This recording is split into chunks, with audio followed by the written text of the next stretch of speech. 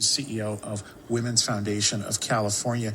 Bia, let's just start by looking at abortion access. We know that Missouri voters approved a ballot amendment enshrining a right to abortion in their state constitution. California did that about 2 years ago.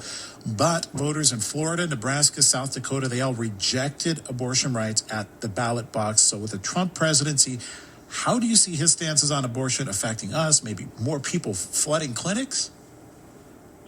Yeah, good morning. I'm really happy to be here. We at the Women's Foundation California have been preparing for a possible Trump administration and really understanding the kind of limits to not only access in different states, but also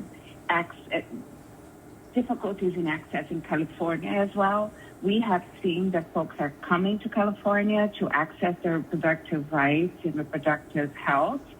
And at a time when California actually didn't have enough infrastructure to deal with all the needs inside the state. So we have been working in coalition. We have been working with the governor's office to really shore it up for folks in California and for folks across the nation.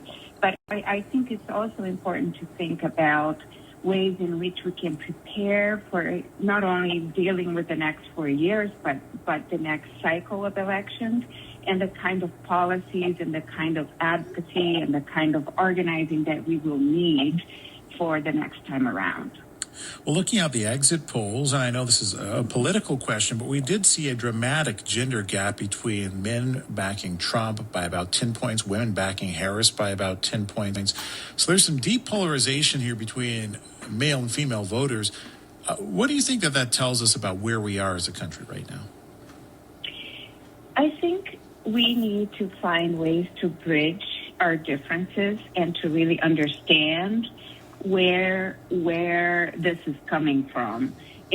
I think that we see that if there are moments for really conversation and understanding facts and understanding the impacts of certain policies, that folks really go to a place of justice.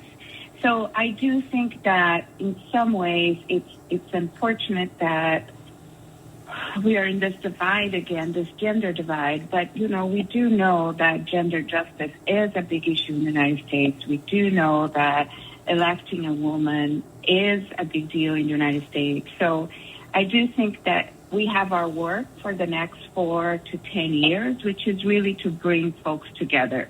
Bia Vieira, we're going to have to leave it there, CEO of Women's Foundation of California. It's 8:07. Support for NPR comes from NPR.